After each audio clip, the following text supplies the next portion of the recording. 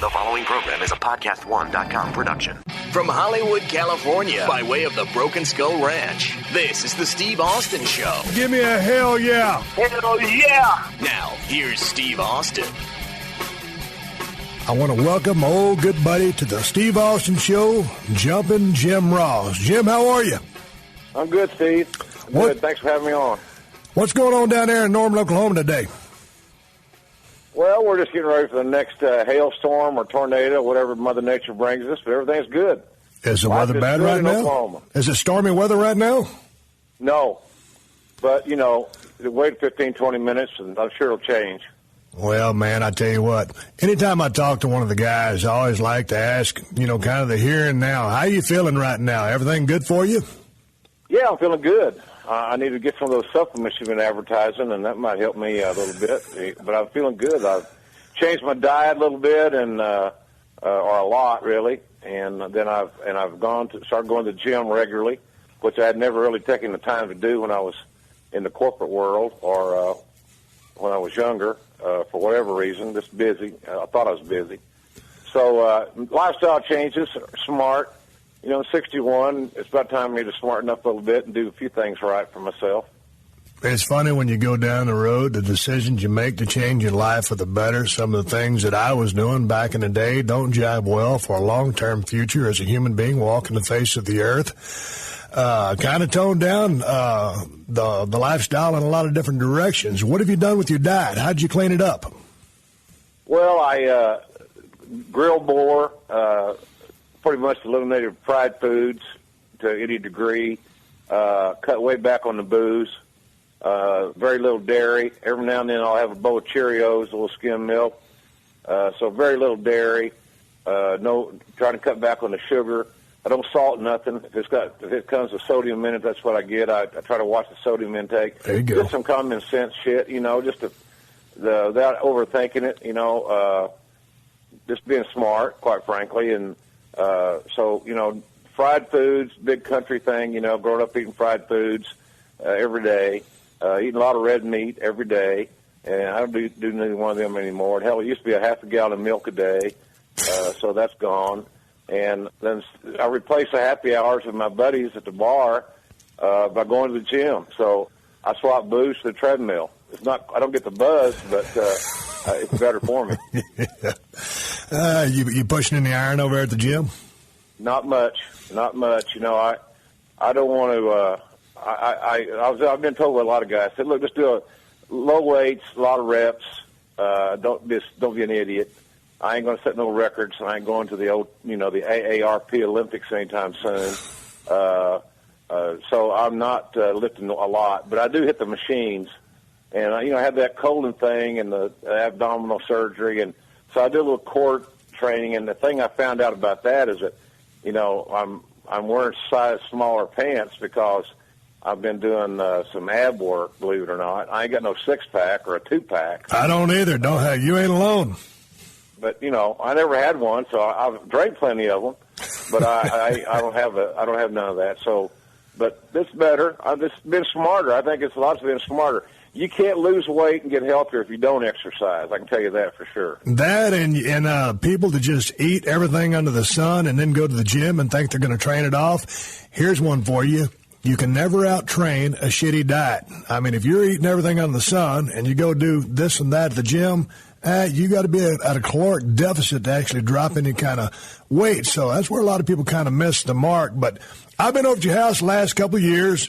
You've been on that treadmill and doing your thing and watching what you eat. You're on the right track. I'm glad to hear you're feeling good.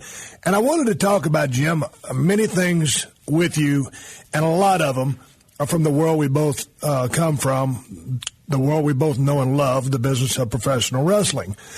But I want to take a little bit of time to talk about you, the human being, because you're not just the voice behind the microphone, the voice of the WWE back in the day, or the voice of the NWA or Mid-South Power Pro, one of the greatest announcers of all time. You're actually a human being. I realize that. You're one of my best friends. You were there when I got my neck cut on. You've been through everything with me from high and low. But let's talk about your days back in Oklahoma. Were you born in Westville?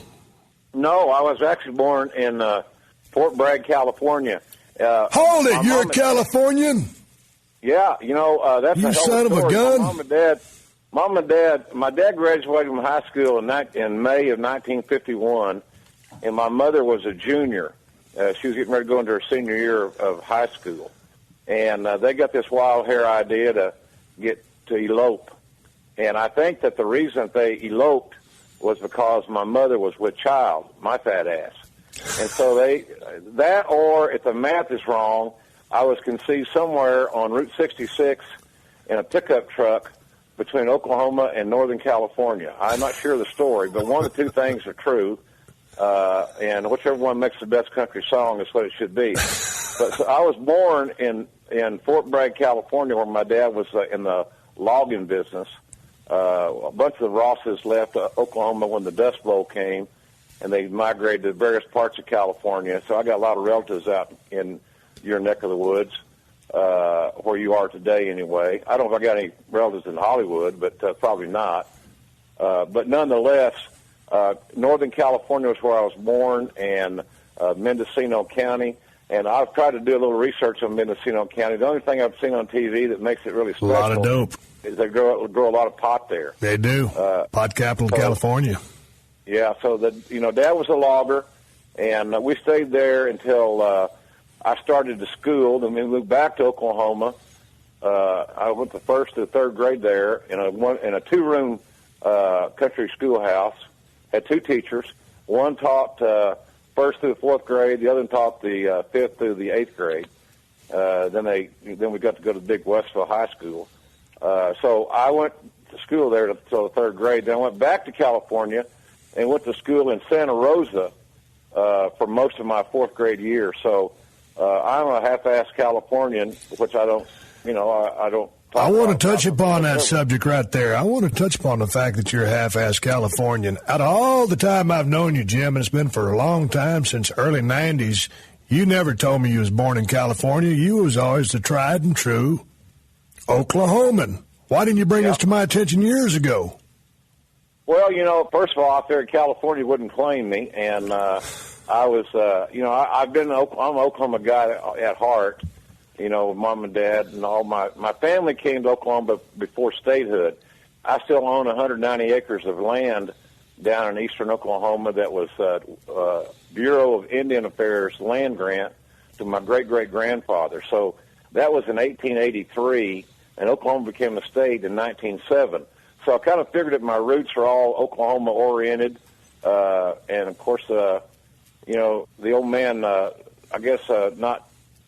He probably couldn't afford a condom, but nonetheless, I came along, and that kind of pushed me to California, where they dropped me in California. I was born 6 weeks early, by the way, January 3rd, 1952, and so I'm not embarrassed about it. It is what it is. It's just part of my life, but I enjoyed Northern California is pretty-ass country, man. Damn right it is. I got to go back some of these days. Someday, I'm sure everybody that I graduated with has forgot, or I don't even remember names, but I didn't graduate with them, but went to school with them. But I'd like to kind of go through that area somewhere along the way, just to see what the hell it looks like at this stage of my game. You brought up that 190 acres a while ago, and you and I have talked about this on many occasions. That being the big Indian country, I do a little bit of arrowhead hunting on the Broken Skull Ranch down in South Texas. Yeah, I find a couple arrowheads here and there, but how about and giving me the invite to come up there and scour around for some arrowheads on the 190 acres?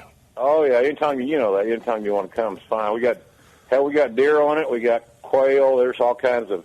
The thing about not living there, the Illinois River runs right through it. It's beautiful land, but there's a dirt road. There's a one-way in and one-way out. And for all those years that I was on the road, whether it be in NWA or even doing Monday Night Raw, when I left Connecticut and moved back to Oklahoma, it was never really a consideration to live down there because it's just so damn isolated. For my wife to be there, for Jan to be there by herself, and people know that I'm watching me on television when I was still on Raw, it just kind of sets you up for, it might not be the best thing in the world, but it's a beautiful country. There's good hunting, there's good We have hay meadows. I got an old buddy of mine that I went to high school with. I got it leased to. He runs cattle on it. And do you ever go down there and look around, or just drive and check things out? I'll go down there about once a year, and just to. How far is that from Norman? It's about 3.5 hours. That's a pretty good little haul. It's a pretty good little haul to go sightseeing, and I talked to him on the phone. Make sure everything's is all in good stead. But it's a beautiful piece of ground, and it's been my family since, like I said, the 1880s. And well, I'm coming down there to go arrowhead hunting sometime in this year. Are you down with that? Yeah. Oh, yeah, we can do that. That trip is probably about a 12-pack. 12-pack of beer. Okay, I want to talk about you and me driving down the road, our little deal between Phoenix and Tucson, the ride we used to take. But I wanted to briefly touch upon your career as a Westville Yellow Jacket. Now, everybody knows you as the voice of professional wrestling, but you had an athletic background. You played first base on a baseball team. You were a two-time all-conference football player playing center. You were a 1969 honorable mention All-State on the football team and a 4-year letterman in basketball. Anything else? No, I was also in the FFA. Well, no, I want to get to that in a minute. I want to stick to the athletic part of this thing. A 4-year letterman in basketball. I would not have thought that, Jim. I was, Steve, I was a defensive specialist. You didn't have a good pull-away jumper? I was a pretty good set shot. I had a pretty good set shot. I was a pretty badass horse player, but I was a defensive specialist, and I was, if somebody got the hot hand, I was normally put in to shut them down by fish or foul, and normally it was foul. I remember going in one game, and somebody had the hot hand, and I got my ass in trouble because I fouled out in a quarter. I had five personal fouls in a quarter of 8-minute quarter basketball, and that's about a foul a minute, a little over. And my coach wasn't too happy about that, but I got mixed signals. He said to shut him down, and I tried to shut him down. I mean, literally. And but I had fun playing. It was good. Here's the deal: I was the only child, so my dad. We lived on a 160-acre farm. I always had chores to do. So I figured that I didn't want to be a farmer, and I didn't want to be a rancher at that stage of my life. I knew that wasn't what I was going to do. Didn't know what I was going to do, but I wasn't going to do that. Right. So I figured that all the activities that I could get involved in school, I should do, because it kept me at school or school-related activities rather than cleaning out a fence row or picking up rocks or, watering the dogs and all these other things that we did, and the cattle and everything. So it wasn't that I was lazy; I just wasn't motivated for it. I didn't give a damn about it. But as I got older, and as I've gotten older, I now look back on it, and I should have appreciated it more. But I liked. My dad was a good football player. I remember coming home one time and telling him I was in the 9th grade, and I played on the varsity. And I was on special teams, and I come home, and he said, well, I got to play. And he said, I got a little problem with you playing varsity football. And I said, oh, here it comes. I'm going to miss. He's going to take me off the team. He said, your damn uniform ain't dirty enough. So I said, all right, well, I'll get more. In other words, he was saying, you're got a little bit of a limber tail. You're right. Not aggressive enough. So the next game was a away game, and the field was barren and bad, and wasn't no turf, obviously. So I found the muddiest part on the field to do the calisthenics and the stretching and the warming up, so that I was dirty before the game started, thinking I was going to outsmart the old man. So I play, I'll make a tackle or two. I come home feeling pretty good about myself. I'm 15 years old. A buddy of mine is a sophomore, drives me home after the game, and the bus gets back. Dad's waiting up for me. I think I'm going to get an attaboy. Boy, that was a good tackle. You made a sack or whatever. And he said, I saw what you did. I saw you warming up in the damn mud like a pig. So you were dirty. You tried to outsmart me. I said, Dad, you just don't understand the game of football like I understand it. And I'm 15 years old. Now, what do you think about that? He was 6'3", about 275, wore 18.5, 37-inch shirt, had a size 14 ring. He was a big bastard and a little ornery. So I said, you just don't understand the game like I do. And I'm 15 years old. So he moved the furniture around. We lived in a 4-room concrete block house, and it was a converted dairy barn. So I didn't have any carpets, just concrete floors. He moved the furniture around, and Mom stayed in the kitchen, and so me and him went one-on-one in the living room. End result is I had blood coming out of my ear now, E-A-R, ear, busted lips, both top and bottom, because he got them both, and a little shiner. And he just beat the hell out of me. So I go to school on Monday, and the principal calls in the office, and I guess, did you have issues? Did you have a fight or something at school? No, I was going one-on-one with my dad. And nowadays, they put you on Dr. Phil, and they'd have a whole week of shows about getting abused by your father. Oh, hell yeah. Then I go to football practice, and the coach says, God damn, Ross, what happened to you? Did you get hurt Friday night? Because I was playing on a ninth grade game, so on the week, and then I was on the varsity games on a Friday. I said, no, I got home Friday night, and my dad thought I needed extra practice, and we went one-on-one in the living room, and I didn't do so good. So he toughened me up, but he was doing it for my own good, kind of learn responsibility. And I let my mouth all over my ass, quite frankly, and he put me back in my 15-year-old place. The Steve Austin Show. The Steve Austin Show.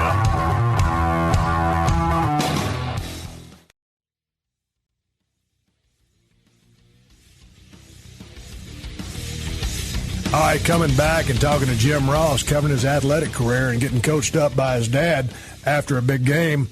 Let's talk about some of your stuff as a student, Jim. You were actually the president of the student body.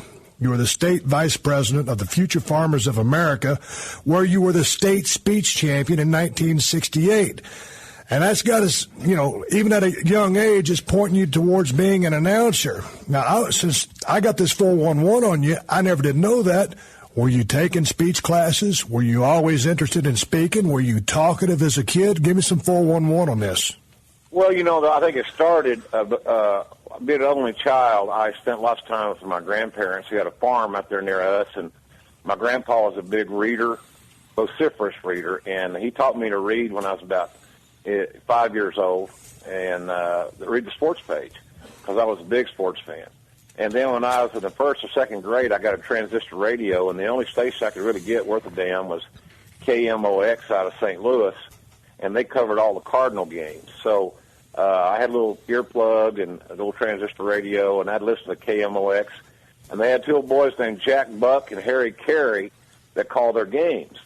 And so those are the guys that are kind of like my babysitters. When mom and dad both worked, because I was a latchkey kid long before that term even became about. I stayed on a 160-acre farm about 8 miles out of town up a quarter-mile dirt road by myself when I was starting about 8 or 9 years old. I was just, I had chores to do. I had responsibilities. Right. And that radio was with me all the time. I'd listen to this and listen to that. And it seemed like then, Steve, that the AM stations, there weren't many FM stations then, and a lot of the AM stations were talk. And I just listened to guys talk, and I listened to sports, and I think it influenced me a lot in that regard. That's unbelievable. Communication. The communication world kind of intrigued me. So then you see these old yahoos on TV doing the news or the sports, and they weren't sweaty, they weren't dirty, they didn't have sweat rings under their arms, they had nice suits on, they looked like, they ain't a bad gig. That kind of jive with your not wanting to be a farmer type thing, right? Yeah, absolutely. And there's air conditioned, and it was a good thing. So, rolled out of bed at 4 or 5 in the morning before you had to do your chores before the school bus came at 7:45. If the pond was frozen, you took an axe and you cut a hole in the pond so that the livestock could drink. Things like that was the chores that I had. I had all the grunt work. I had every little lousy ass job that there was. The same way when my dad would take me hunting. He'd put me in a tree or in a place that I would be safe, and I have yet to kill a deer with my dad hunting. And hell, he might kill 2 or 3, and we'd have tags for me and tags for him, and I'd tag out, but never pop a cap. Right. That's funny how that happens. Yeah, to kind of quell my desire to get up that early and go freeze your ass off to go hunting because I didn't get any action. So that was kind of that deal. So the broadcasting thing was just, I think, this kind of inbred in me. It felt right. I didn't know, sure as hell didn't know it'd be wrestling. I thought, maybe someday I can do what these guys are doing on television, and I'd hang on every word on a football game on TV or on the radio, and mostly radio, because then before ESPN and Fox and everybody else, it was, you got a game of the week, and it was wherever it was, and you had one NFL game on Sunday, then the AFL got to come into play, and then it started getting around. That's why I kind of like the Houston Oilers.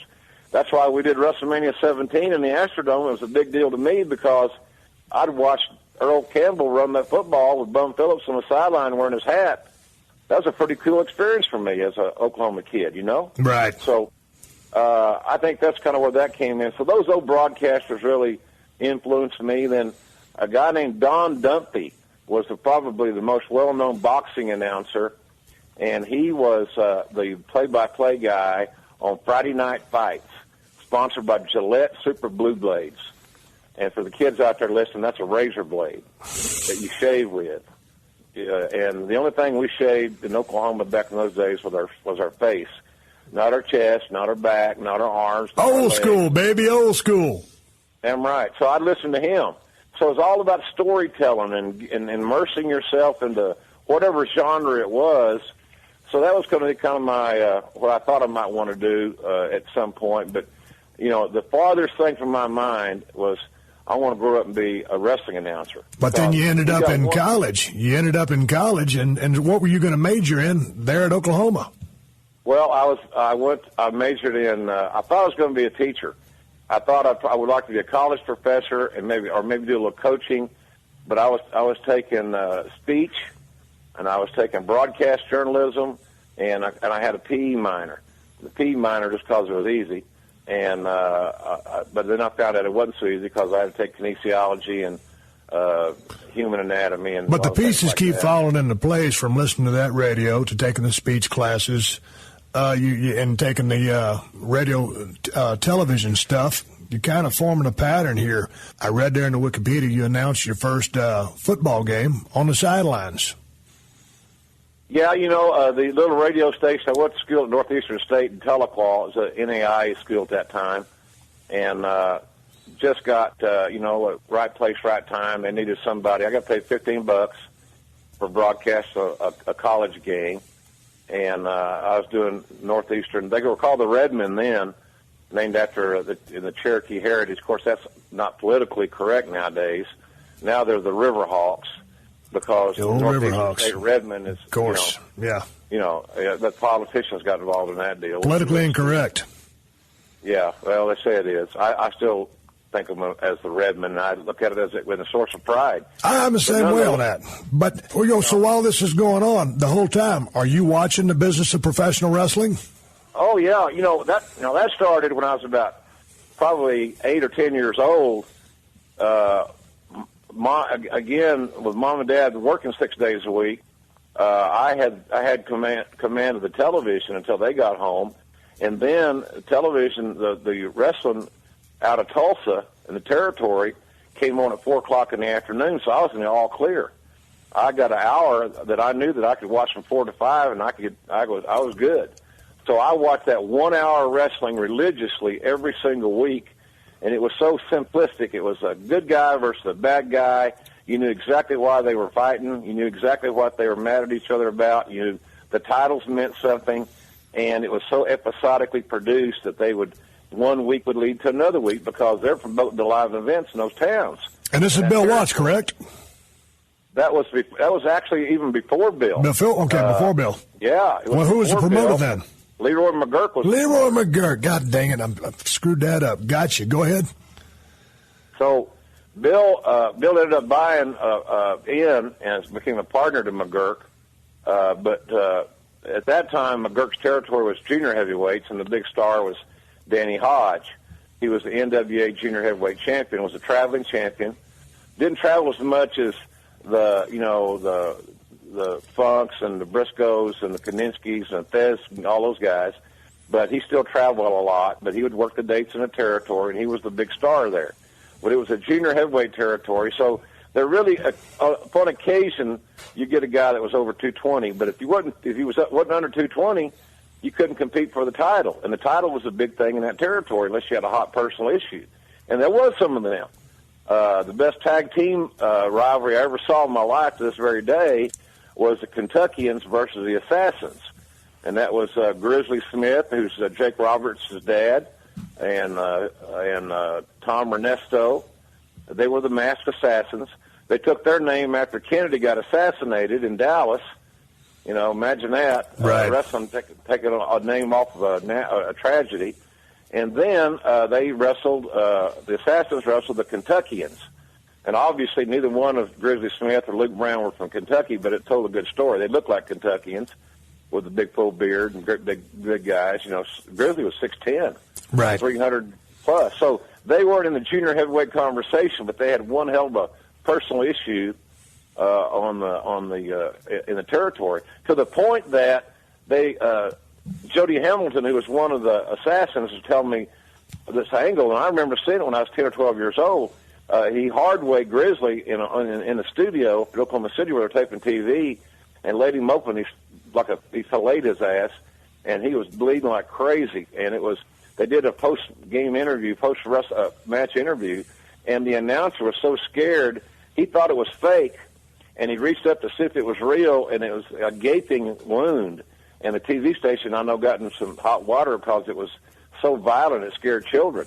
And I told my dad about it, and he said, hell, son, that's show business.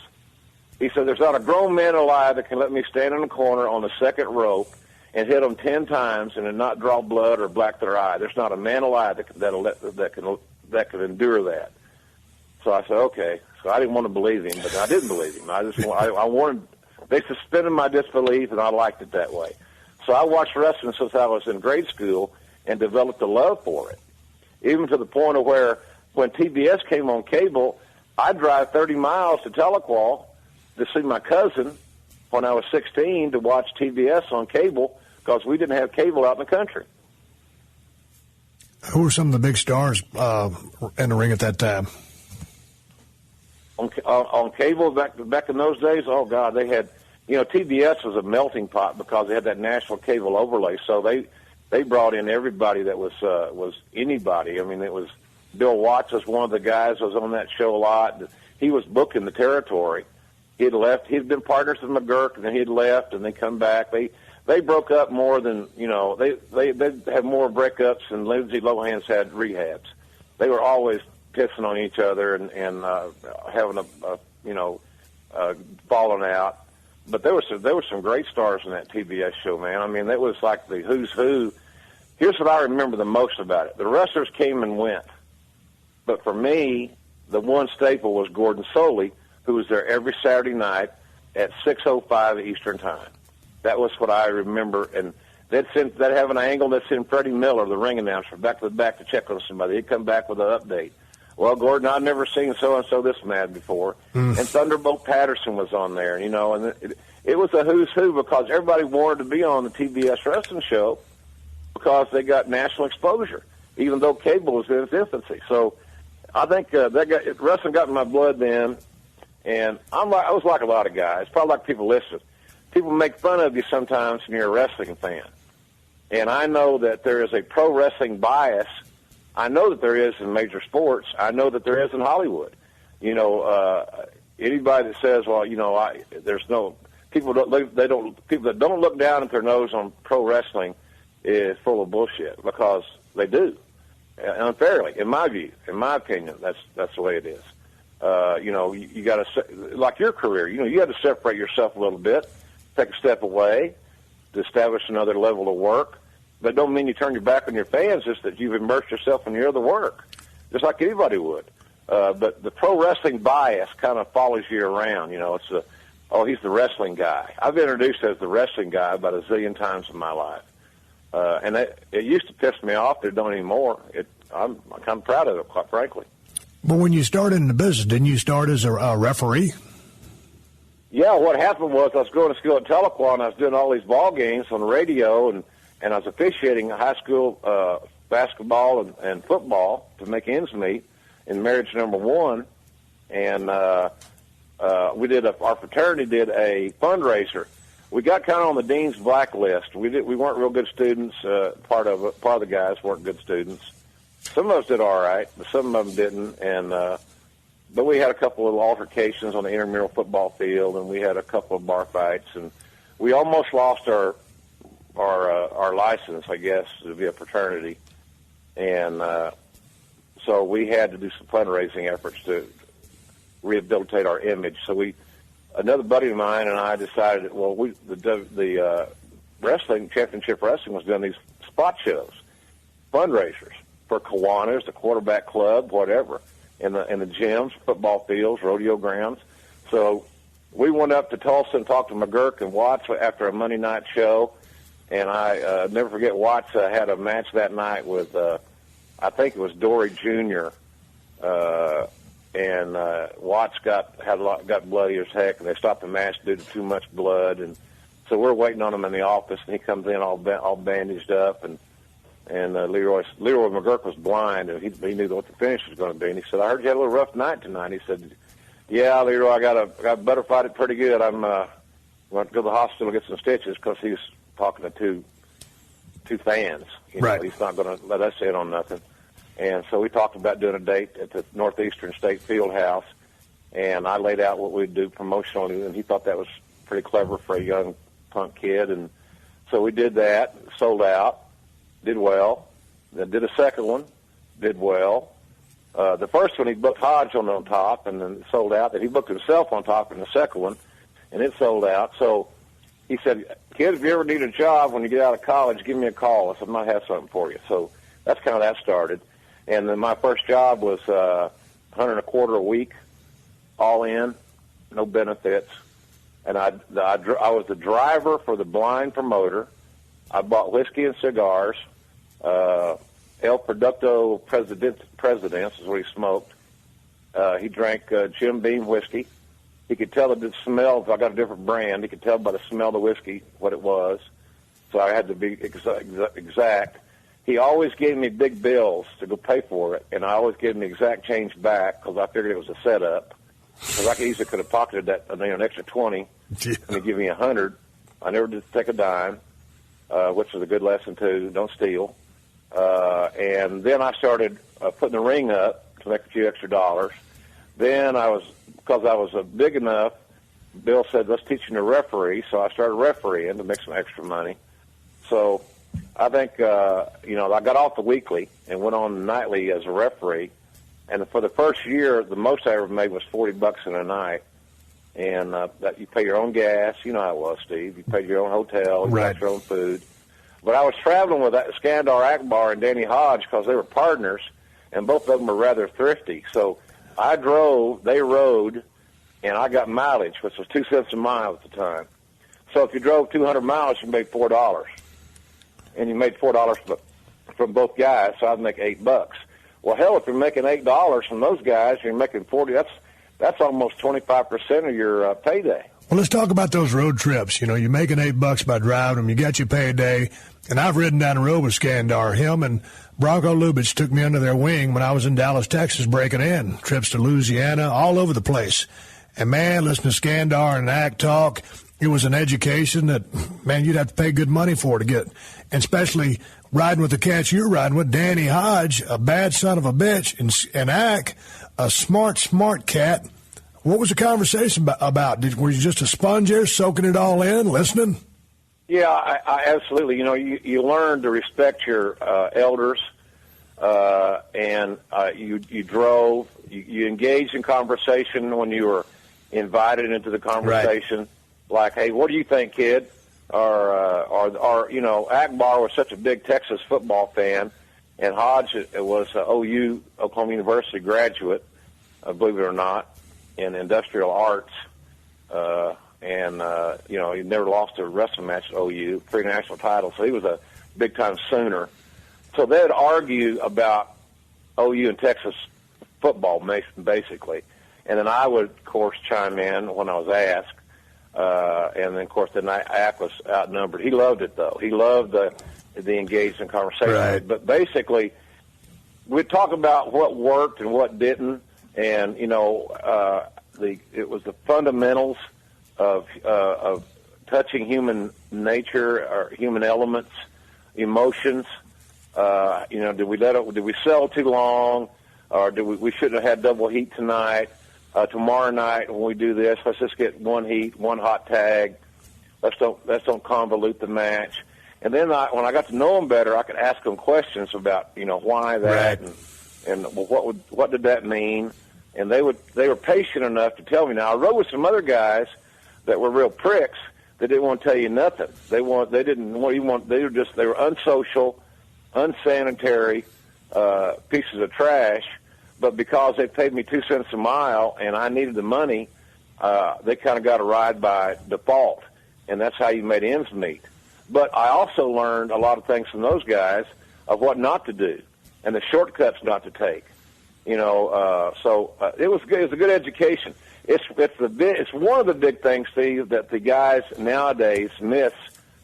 The young guys that are green don't get to ride on those car trips with the veterans who are experienced, who can mentor them. I'm a big believer that one of the biggest ills of the territories going away is the fact that the young guys don't have the mentors that they had back in the day when they were riding with these top hands who were more than willing, a lot of them more than willing to coach the other kids up. And that don't happen nowadays. Well, man, that was a big part of me in Dallas. There were some great workers down there, guys that didn't get real big breaks, but as far as being workers in the ring and good psychologists, there was a bunch of them. Gorgeous Gary Young, I'd ask him a million questions. Matt Bourne, Billy Travis, Jimmy Jack Funk, Chris Adams. It was always someone in my ear. And, after that match, man, that's the time to ask all the questions. And, going to Tennessee and getting my ass eaten out by Dutch Mantell and telling me to watch every single match. That is a vital part of the learning process. You can only learn so much in wrestling school. You have to go out there and do it, screw it up a few times, have the bottom drop out, put it back together, and listen to what everybody else is doing and watching the matches. So you're getting all this education. You're riding down with Danny Hodge and Ack. You're getting the 411. You're refereeing. How does this turn into an announcing job for you? Well, I was doing the refereeing thing, and in those days, Watts was producing his TV show for the territory in Shreveport at the ABC affiliate in their studio, KPBS. Is in Shreveport, and every other Wednesday we'd go in there and do 2 one-hour shows. And then the TV station, it was live to tape, and they'd do the editing and add the bumpers and all that stuff. And then every Wednesday we'd do the inserts. In other words, sometimes you go to commercial break and you would go to regular commercials like you see today. Then sometimes you go to commercial break and you'd have an announcer in the studio interviewing the boys about wrestling in Baton Rouge. They're doing that set of interviews for Jackson, Mississippi, another set for New Orleans or Tulsa. The localized promos for the live events. So I started helping Bill kind of organizing that, and that was all part of the learning process. The guy that did those interviews, it was a continuity glitch day one because he also did some ring announcing. He was a booth announcer for the station, and he did the interviews. And he I don't know if he was even smart to the business. He just knew who to pitch it to, knew what the card was, had a good voice, distinguished-looking fella. Well, he went on vacation, and so when we got to TV, that's when Bill found out that Reeser Bowden is that guy's name. Reeser Bowden. Some old-timer out there are going to remember that. But he was on vacation, and they had nobody to do the ring announcing. So Bill sent me to a store to buy a jacket and a tie, and I had a pair of slacks on and a dress shirt, so I had to buy a sport coat and a tie to do the ring announcing. And he kind of liked it.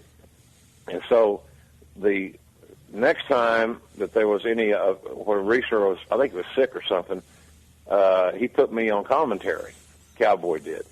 And basically, when I first started my career, my big line was, hello again, everybody, and welcome to Mid-South Wrestling. I'm Jim Ross, and this is Cowboy Bill Watts.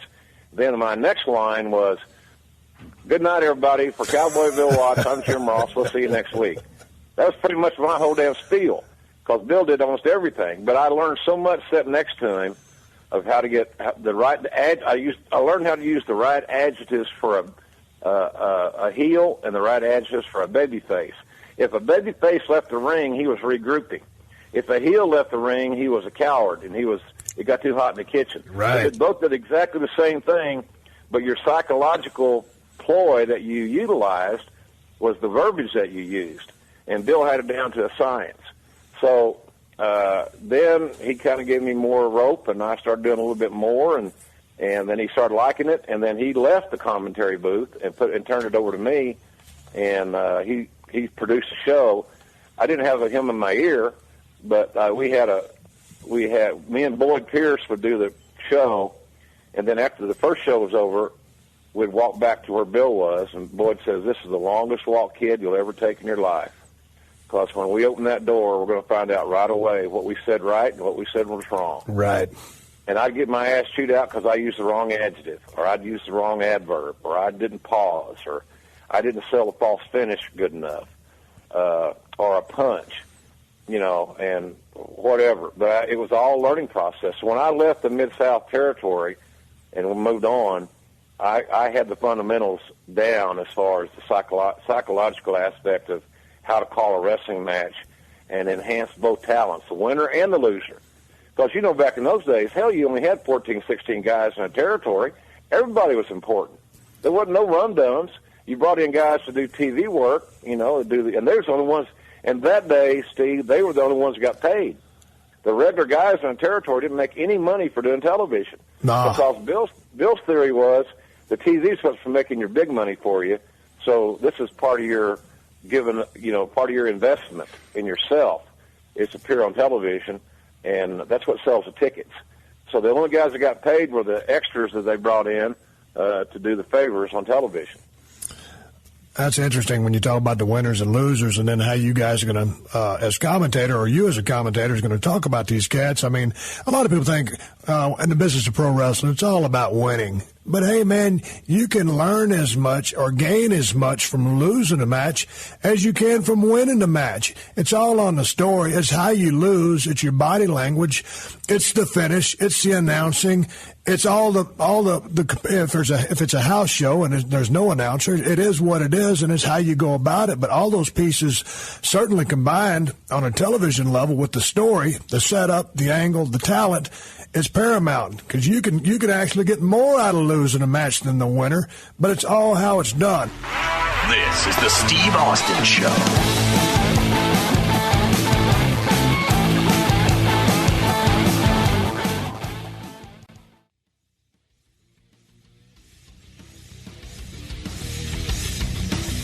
All right, I'm sitting here talking about Jim Ross and getting into the business of professional wrestling, starting off as a referee, then turning into one of the greatest announcers of all time. Jim is getting a lot of 411 from Bill Watts, but I've also read that when you consider your influences, you consider Bill Watts and Gordon Solie the two main ones. Is this correct? Yeah, early on, Solie's work, his body of work was very consistent, very un-pro wrestling announcer-like. Back in the day, a lot of those pro wrestling announcers were way over the top, and they dressed outrageously. They were almost cartoon caricatures of themselves, and that was exactly what Bill he hated that. That's why he got along so well with Eddie Graham, because Eddie Graham had the same philosophy down in Florida, which is why Gordon was such a staple in Florida, and he was desired in other territories, including TBS, because he brought some civility, some class, and believability to his broadcast. His vocabulary was excellent. He had a very distinctive voice, which will happen when he smoked a couple of packs of cigarettes a day and hit the hooch pretty hard. Very distinctive pipes. But he raised that whole profession, in my view, into an art form. And that was kind of my role model from the announcing wrestling side. Back when I was talking about, Harry Carey and Jack Buck, who had great success in Major League Baseball and NFL and all that stuff. Those guys are Hall of Fame broadcasters in mainline sports. They were big-time influences. Don Dumpy in boxing. He's in the Boxing Hall of Fame. All those guys had a hand in it. But as far as learning the psychology of the business, when McGurk was, as I mentioned earlier, Steve, McGurk was totally blind. He was a great hand in his day. He was an NCAA champion in college at Oklahoma State, which one reason him and Bill didn't get along because Bill was an Oklahoma guy. That Bedlam thing, they were always bitching about each other about that, and sometimes the rib got too far and they'd fall out. But nonetheless, I took notes for Leroy in booking meetings, so I'd write stuff down. So then when I drive Leroy home, he'd say, now what do we talk about doing for Little Rock next week or in 2 weeks, or what are we going to build? What was that deal we're going to do with Hodge or whatever? And I'd recite the angle back to him. So, or the storyline. Oh, yeah, don't forget now, on that next TV, I want him to do an interview and talk about such and such. And I'd write that down in my little notebook. So that was like going to class. So I was lucky that Leroy was unlucky he lost his sight in 1951, but I was lucky that he didn't have sight because I was a note taker. How did he lose his sight? He lost one eye when he was as about a 9 or 10-year-old in some kind of childhood accident or something, and then he lost the other one. There's a lot of stories about that, but the one that is the most believable is that he lost it. They had a car. They rear-ended somebody. He always wore sunglasses to protect the good eye, and when they hit the car, he was dozed off, and his face went forward at the dashboard. It broke his sunglasses, and a piece of glass stuck in his eye. He pulled it out of his eye, but instead of going right away to the doctor, he thought he'd clear up, which was obviously ill-fated, and he lost complete sight in his eye when he was the NWA junior heavyweight champion. And the promoter in Tulsa made him a partner because he was his top star, and he was a sharp guy. He was really bright. He was a journalism guy. He wrote all the publicity stories, even as a blind guy, which I inherited that job. And I started writing all the publicity stories because back in the day, if you ran a town every week, the sports page would run a story about your show coming to town as long as you wrote it. So I'd write those stories, and I'd run back to them, and he'd edit it, and I learned a lot from that. So all that was all learning, all going to school. But Bill is the one that really raised it to an art form because when he was on, he was on. I said all along, there's never been anybody better than Vince McMahon in promoting wrestling and building what he's built in WWE, which I'm sure we'll get to. But the issue about Cowboy was that nobody outproduced him in a 1-hour wrestling show. I thought he did the best job of doing a 1-hour show because his big deal was he wanted the heels to have unmitigated heat. He wanted you to almost have to fight your way to the ring and back. And some heels aren't cut out for it, and they didn't last long. The heels that got made money for Bill Watts were guys that were damn sure fearless and didn't have any issues with nailing a fan who got a little rowdy and stepped out of bounds. They didn't go in the crowd to fight. They're not stupid. But if somebody got in the ring or they got inside the barricades or they come into the aisleway, they were fair game. And heels that have heat, and then baby faces that are over. We're on to some ingredients that equal money at the cash register. We're running out of time on this Steve Austin show, but we're going to pick it up next week. This has been a PodcastOne production. Download new episodes of The Steve Austin Show every Tuesday at PodcastOne.com. That's PodcastOne.com.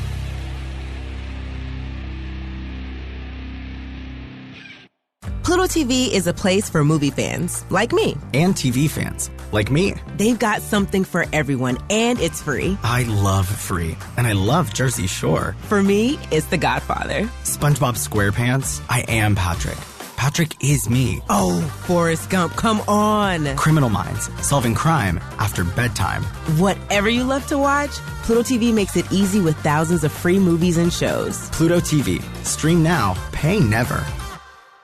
Hi, we're the Nemeth Bros. I'm Nick, and he's Ryan, and I'm a 20-plus year pro wrestling veteran, amateur comedian, F-list actor, wannabe lawyer, and once ate a 96-ounce steak, and we have a new podcast because we finally got some time on our plate called The Nemeth Bros. The Nemeth Bros. Hey, Nick, what is this podcast about? This podcast is going to be about stories from the road for the past 20-plus years of my pro wrestling career, winning world championships, injuries, everything in between that you can think of. Stories about you and I putting together a comedy tour, you and I doing skits, me being an F-list actor, on-set stuff, and of course, Q&A, answered questions in depth from the fans who want to hear them the most. Hey, what if I want to have special guests on that are like famous comedians or showbiz types? There's no rules. This is America. Bring them in. Hey, if we're bragging about accomplishments, I have been an extra on Jimmy Kimmel Live 27 times.